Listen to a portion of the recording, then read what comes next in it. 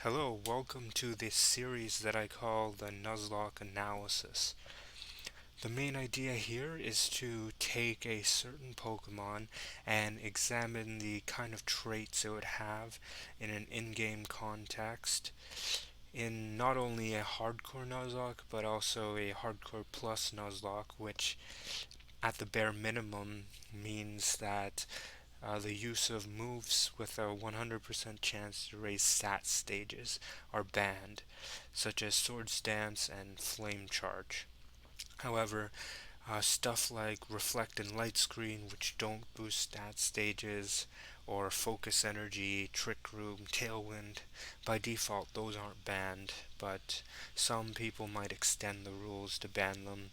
The main idea with that is that having general stat stage access makes fights much easier to trivialize by finding an opening to just 6-0 a fight, and by adding this restriction, it requires more intricate positioning and requiring more Pokemon. However, mm, you can extend the rules further to make things harder, and I would suggest and bring up some of the rule additions to an Hardcore Plus Nuzlocke as they fit. Another thing here is that I'm examining the Pokemon from more of a general blanket hypothetical standpoint. I like to think of it as a a faithful Romhack, in the sense that the Pokemon has access to only the traits it has in mainline games, such as the move pool. Pyroar doesn't get any moves that it wouldn't have gotten in some game. It doesn't get any new abilities. Its stats remain the same. However, the configurations, its level up movement pool might change. It might be able to get egg moves that it normally wouldn't be able to get in a regular playthrough, stuff like that, where we're looking at things that the Pokemon in theory has access to already, but it may not have the availability in standard games. And by making it a,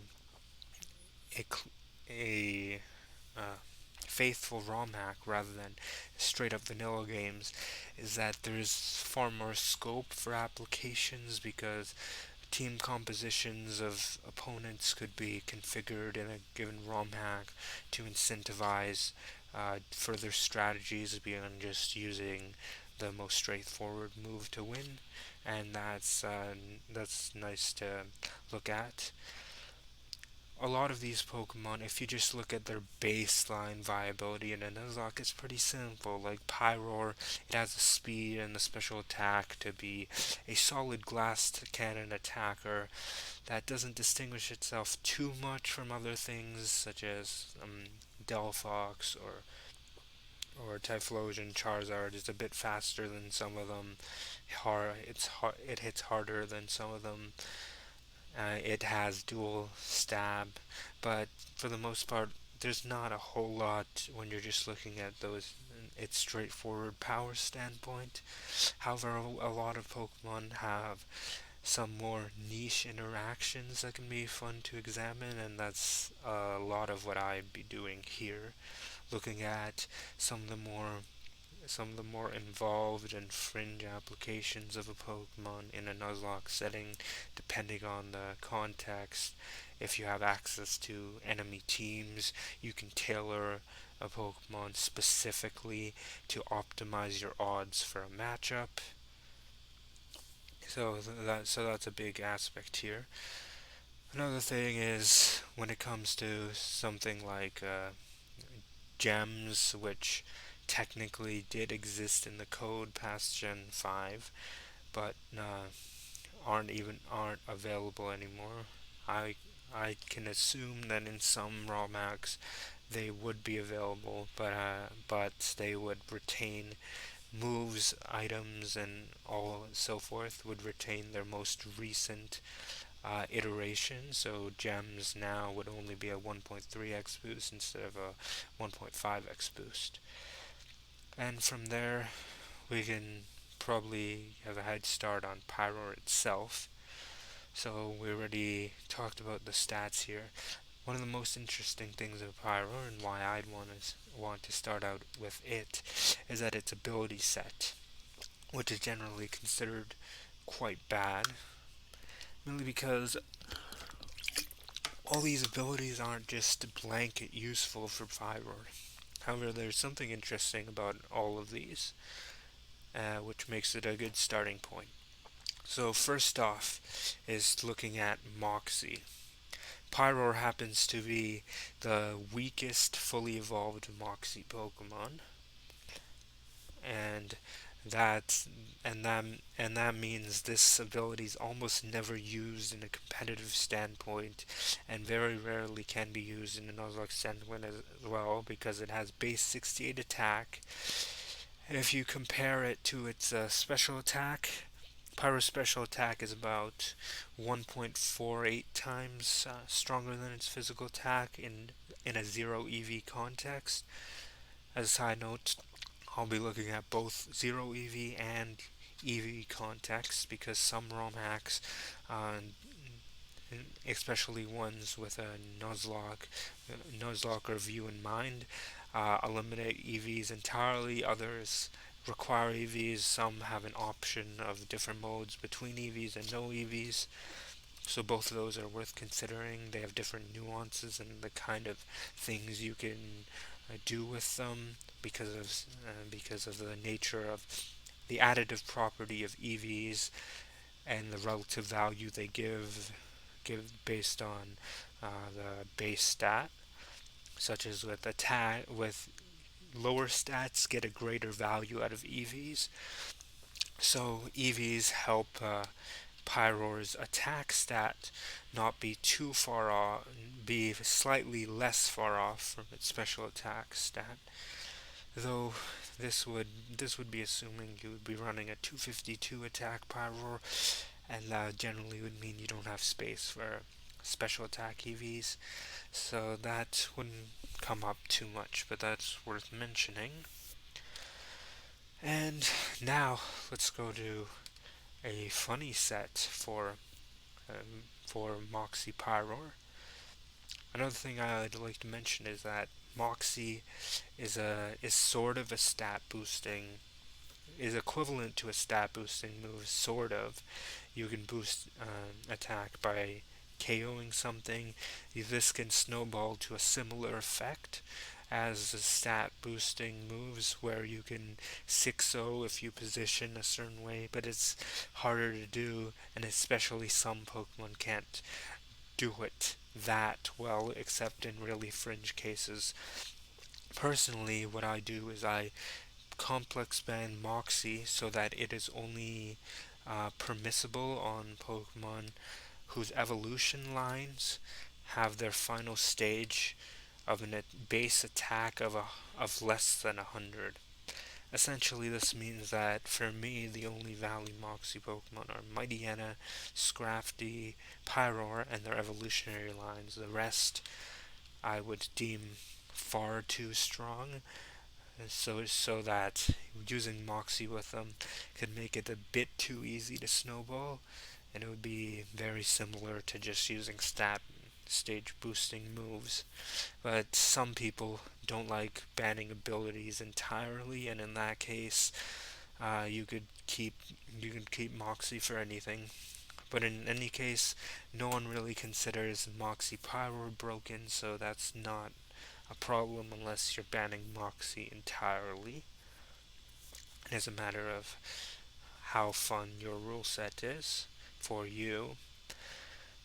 And now here, going into the specifics of the moveset itself, the really funny interaction with Moxie is Overheat, which is a very funny mixed attacker tool in general, where you use your special attack for one powerful hit and then pivot into your physical attack. And in the case of Moxie, The idea is you KO something with overheat and let your physical attacks take forth because of your stat stage increase to Moxie. Um, so in zero EVs, Moxie would boost by one stat stage the first time. That would be a 1.5x attack boost, and that would mean that your attack is slightly higher than your special attack because in zero EVs, uh, 172 is about like 1.48 lower than 254, so it would be slightly higher, which isn't a lot of value on its own. However, you have to also consider that Pyroar's physical move damage is pretty reliable in the sense that return has 102 power if return isn't exited in the game, because post Gen 8 return no longer exists, but in a faithful Romhack, I'd assume many of the options throughout the years are retained, such as return. But the idea is that Hyper Voice is its main special attacking normal move, and with a mere 90 power compared to Return's 102, with a Moxie boost, you're almost doing about 15% more damage in terms of normal attacks compared to special attacks. And Flare Blitz for a glass cannon is generally, it can be more higher value than Flamethrower, which doesn't take you chip, but with a glass cannon you want to get the value of getting more KOs so that the opponent doesn't have the chance to hit you, and Flare Blitz is useful in that regard. And White Herb is very interesting to bridge the gap between overheat and acrobatics. White Herb will restore the special attack drop of overheat, allowing you to use overheat twice to potentially get 2 kills, and also unlocking the the power of acrobatics, which which is pretty relevant in the sense that there's also fighting types which are super effective against Pyroar, but also the main point, the main scenario in which Moxie would come up is if you're fighting against a monotype that fire is good against, but they have the proper tools to be neutral against fire in many cases, such as there are a monograss team with, say, Credilli, um, Appleton, Ludicolo. Those have counterplay to your fire tactics to deal with grass types. But acrobatics being another way to deal with grass and bug types that fire has an overlap with. Normally you'd think in super effective overlap would be inferior when your stab option is better because of the stab boost, but because of monotype balancing and monotypes allowing you to handle their most common type threats, acrobatics is gives it greater flexibility against bug types such as Araquanid or grass types such as Ludicolo, and so it's very useful in that regard. And so we've walked over this for the most part. The EV spread here is mostly for a replay I have set up against a hypothetical monograss boss trainer, maybe a gym leader, maybe just a route boss or something. And the main idea here is let's go to this replay and see how it fares off. So this seems like a fairly reasonable boss grass type team for an in-game trainer to have. There's the Cradley, Appleton, and Ferrothorn. There's the Cradley, Appleton, and Ludicolo to deal with fire types, sort of. Appleton is slightly less, but it has thick fat, so it resists. There's also Ferrothorn for the flying bugs and so forth. Rillaboom is a good lead to get that grassy terrain advantage for the grass type boosting, and the Venusaur in the back, well, is a Mega Venusaur, so it has thick fat for fire and ice as well. So we're starting off with an Overheat to snipe the easy KO. This is a max HP, max attack Rillaboom, but even that's not enough to deal with this. And then Acrobatics is an easy snipe on Ludicolo.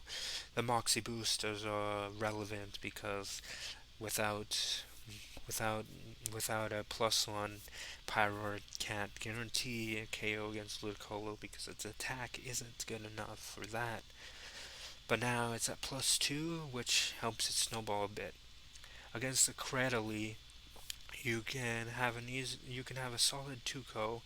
The leftovers in grassy terrain makes it so Acrobatics is in the way, but Flare Blitz does the job. Now, Appleton is a tricky Pokemon. It very much depends on its EV spread. For this, I'm using an EV context because that allows Pyroar's attack to shine more.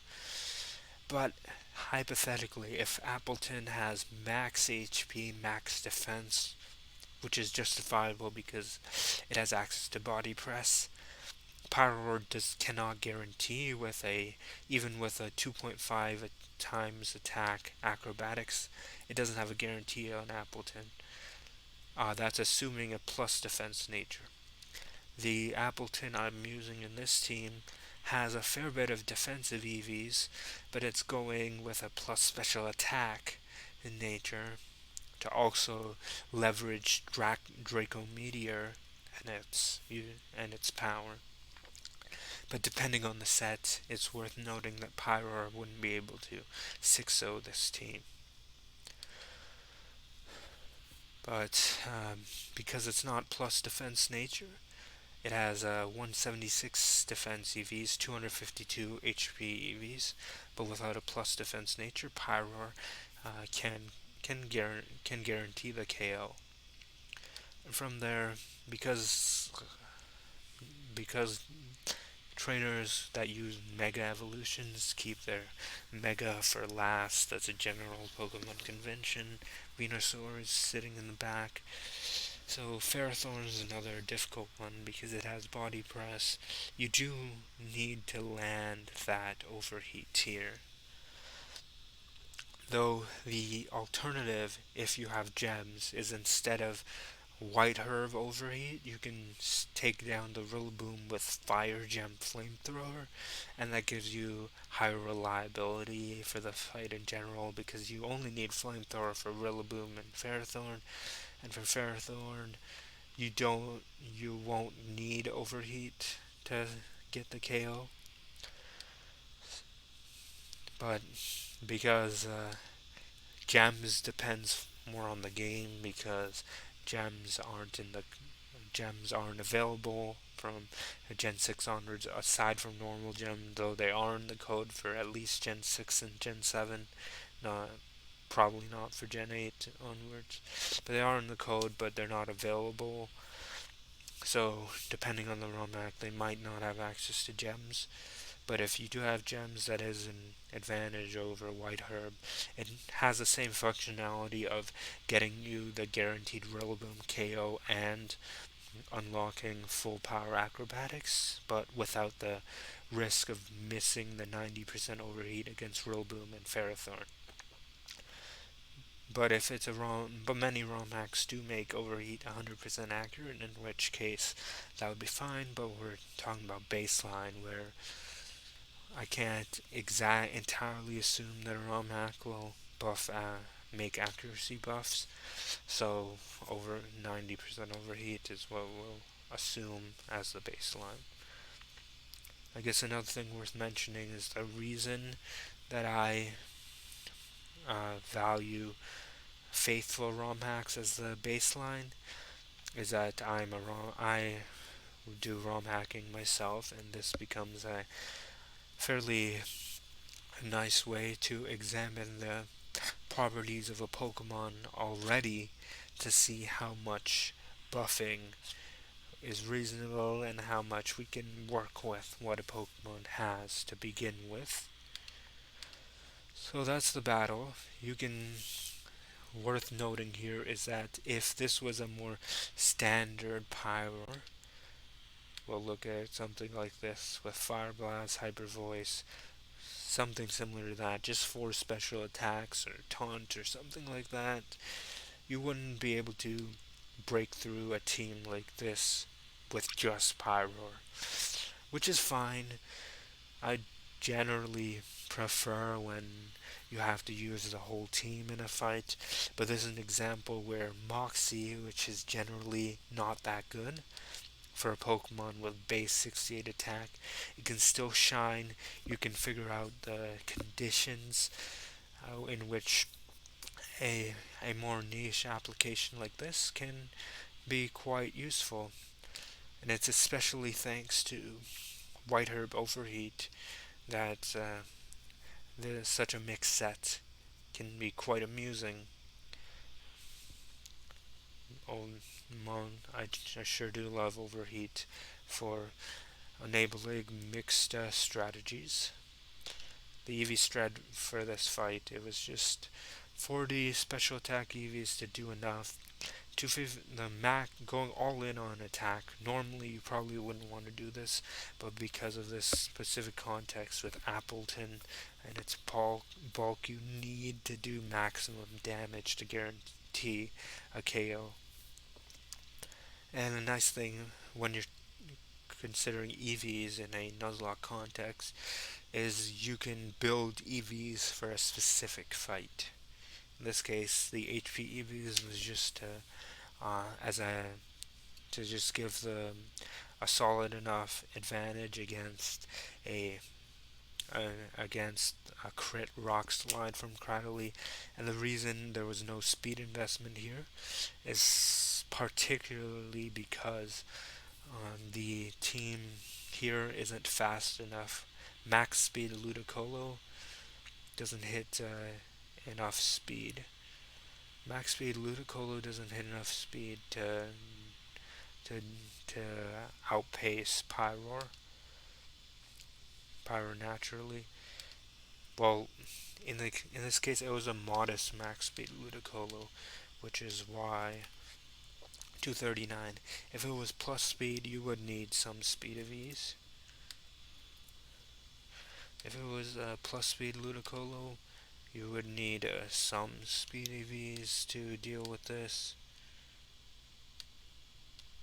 But that's fairly configurable. That's a nice thing with EVs in a Nuzlocke setting. You only need as many speed EVs as necessary to deal with the threat at hand. So 64 speed EVs against a plus speed Ludicolo would be what you need. But this was a modest Ludicolo with Camp Rock, Rain Dance to help weaken the fire types in general, and because of Swift Swim, it doesn't need all to go all out on speed. So that was the idea with this set. It's similar to some Smogon single sets. That's not as important now. So that was going over Moxie, which is the main thing with Pi, the most interesting aspect of Pyroar's ability-wise. But there's also Rivalry and Unnerve, which in general are also not that great from a blanket standpoint. Rivalry can help you, but it can also hurt you.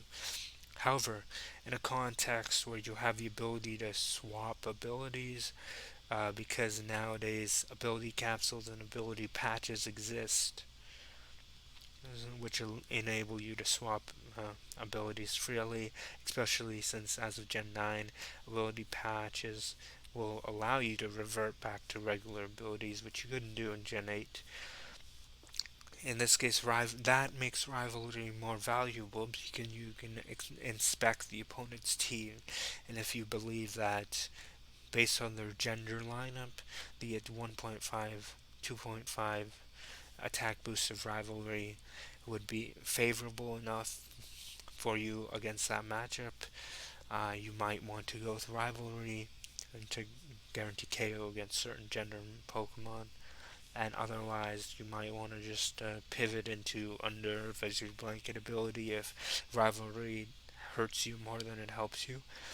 Another thing worth mentioning is quite a few Pokemon games have a formula for NPC gender um, that essentially goes if a Pokemon has a skewed gender ratio, as in it's more likely to be male or more likely to be female, it will use that as the gender.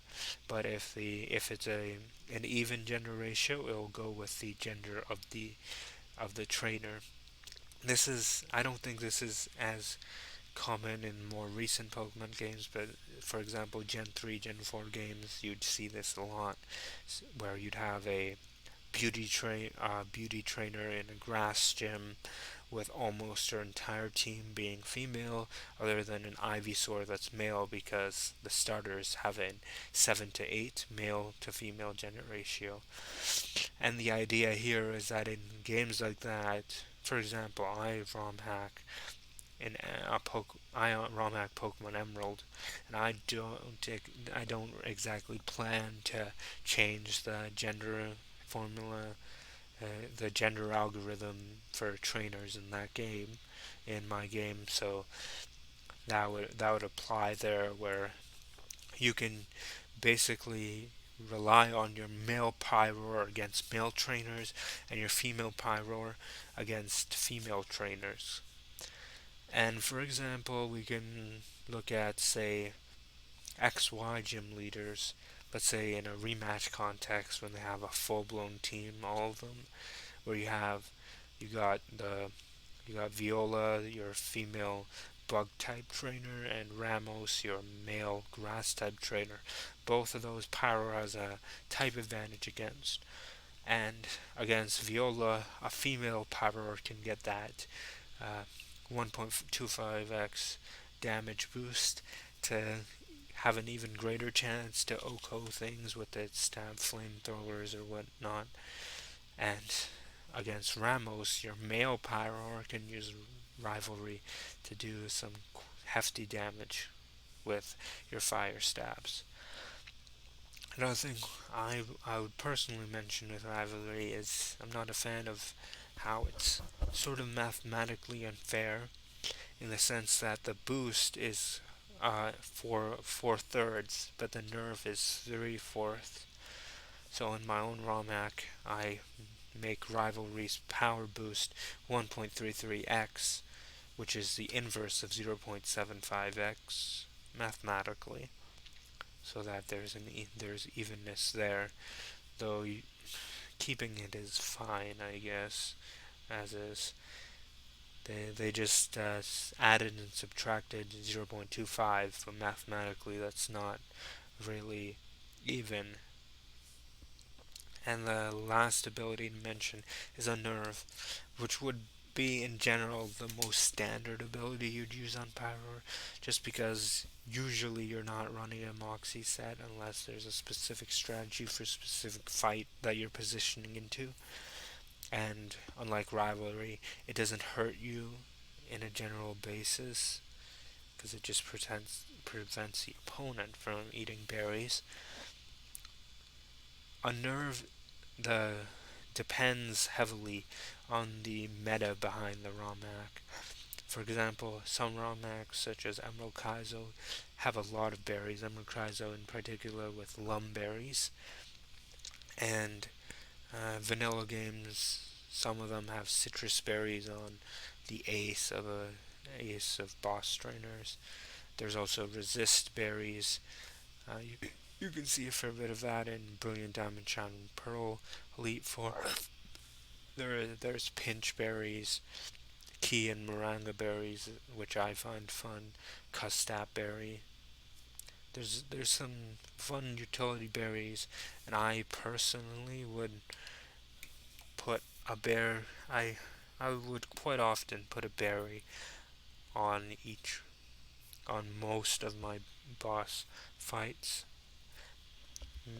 Usually only one, but most of them would have a berry in some capacity, and Unnerve in that sense can be free to ignore an Aka berry or get a 2-hit KO against a citrus berry that you otherwise would 3-hit KO.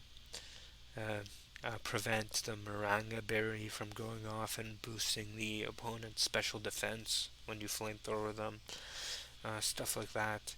It can be useful depending on the game, and I personally advocate that a game would have a solid use of berries because they tend to be pretty solid, pretty good held items. Uh, Not too overwhelming, but they have their utility. So AI trainers having berries is fairly reasonable. So in a game like that, a nerf can be helpful. But in many games where berries aren't that prevalent, Unnerve ends up being not really an ability, but it's fun enough. So that's one of the things I like with Pyroar. None of its abilities just are straightforward good, but they can be nice in their own applications.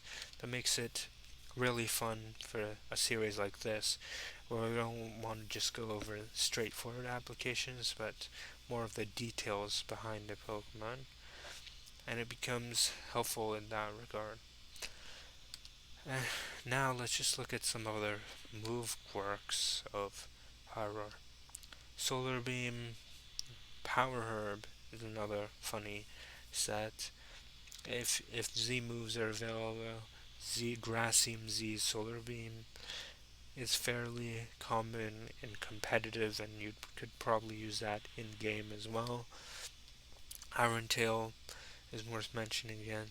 When it comes to this battle, Iron Tail would allow you to Oko the Cradily. However, with that 75% accuracy, it's probably being a 2 KO.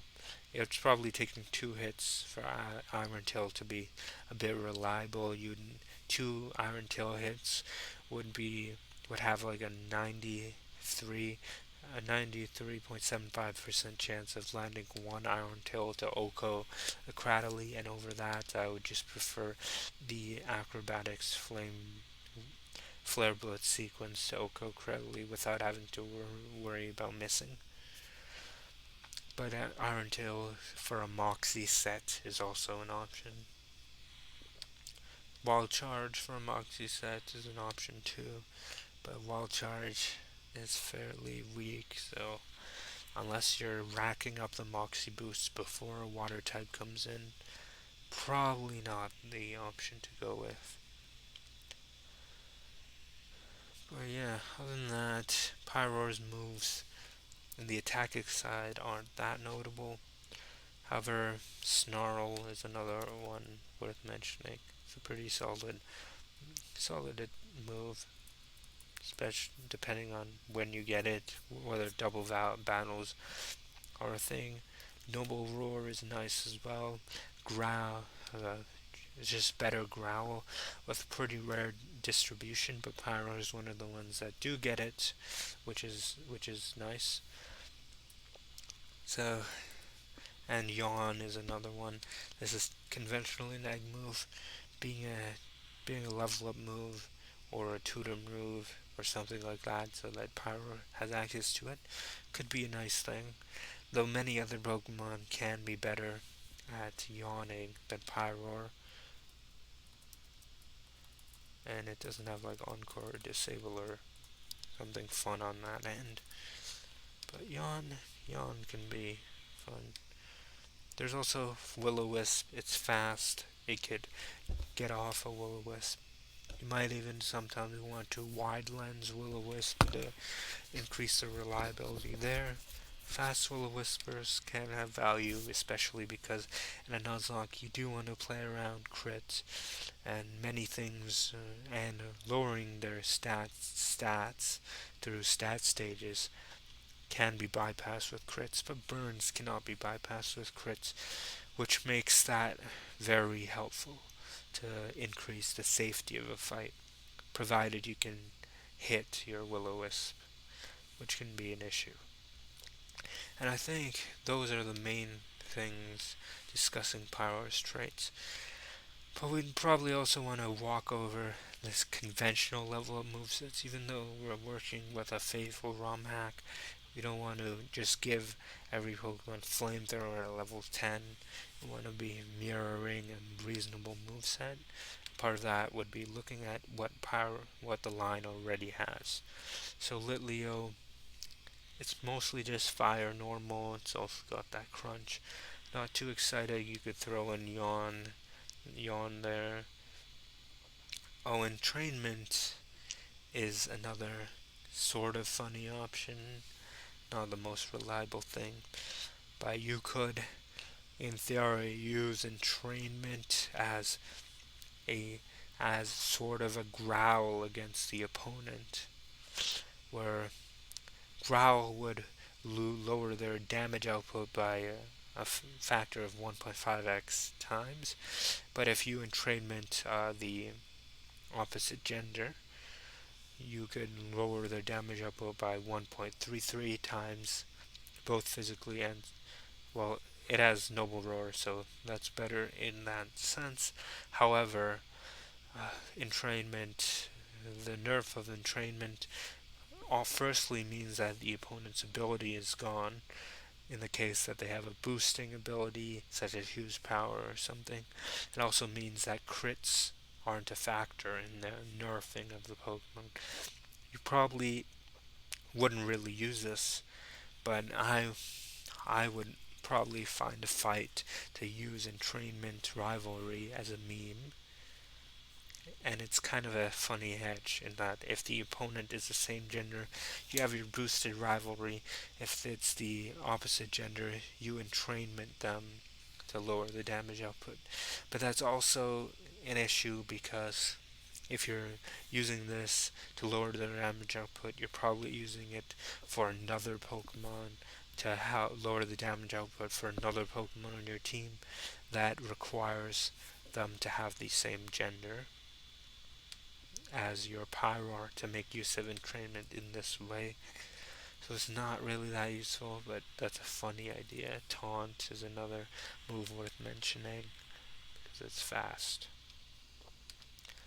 So yeah, that's a bit of mentioning Pyroar, a bit more of the more fringe applications that Pyroar has available to it. I think that's going to be it for this episode. Hope there's other ones that I'd have fun talking with. Wishy-washy and slacking are ones I wanted to discuss in the future, but there might be some other fun suggestions for in-game Pokemon with funny sets and applications to think about and use. Because a part of it with Nuzlocke is it can be fun to toy around with a bit funnier fringe applications and get them to work. And that's something I'm a fan of. Not just in Nuzlocke, but just in sort of casual playthroughs that follow many of the hardcore plus Nuzlocke rules aside from permadeath and encounters. So I'm a fan of fringe applications and just situational things where you can make it work in funny ways. You don't need to, you can just breeze through the game with more straightforward strategies. But the funny applications is part of what I love this game for. Being able to look at just the variety of different options that a Pokemon has available to it, and how it distinguishes from many similar options. Moxie is definitely the thing that separates Pyroar from many other fast, strong, special attacking fire types, for example. That's why Moxie Pyroar can be fun to examine it's the context in which it's useful. Because if you're not used, because in general, Pyroar is going to get outclassed by some other special attacking fast fire types. But Moxie is one of the ways that you can have use Pyroar in a more unique fashion.